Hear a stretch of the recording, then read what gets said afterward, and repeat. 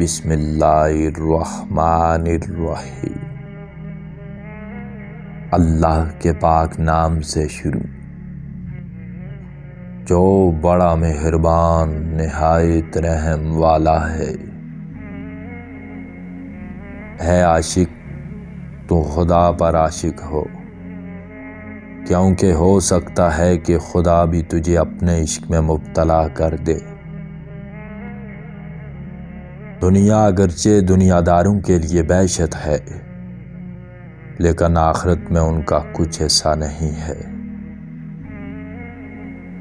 دل کا حج یہ ہے کہ نفس ہمہ وقت ذکر الہی میں مصروف ہو۔ انسان کے دو غلام ایسے ہیں جو موقع پاتے ہی اس پر غلبہ پا کر اسے گمراہی میں دھکیل دیتے ہیں۔ ان میں سے ایک نفس اور دوسرا شیطان ہے۔ اگر روح کی قید سے آزادی چاہتے ہو تو چشم و زبان کو لگام دو۔ اگر محبت کی راستی چاہتے ہو تو خوف و ادب کو مقدم جانو۔ جلد بازی شیطان کی عادت ہے اور انسان کی دشمن ہے، اس سے بچو۔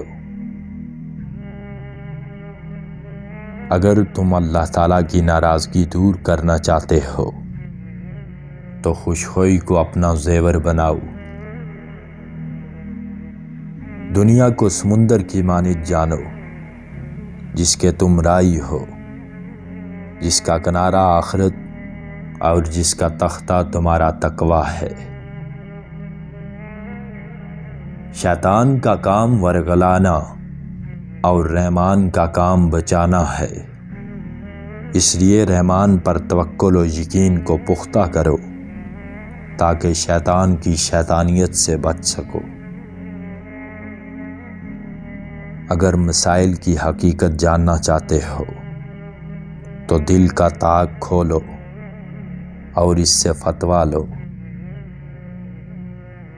یاد رکھو کہ اللہ رب العزت کو بندے کی عاجزی و انکساری اور گریہ زاری بے حد پسند ہے۔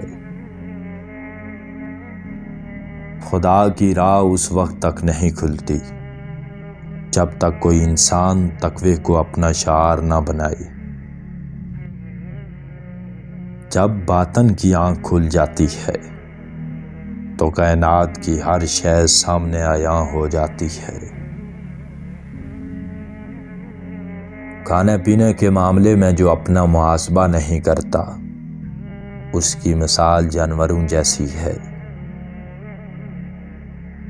غیر کی محبت سے پیچھا چھڑانا چاہتے ہو تو اتباع سنت رسول صلی اللہ علیہ وسلم اختیار کرو۔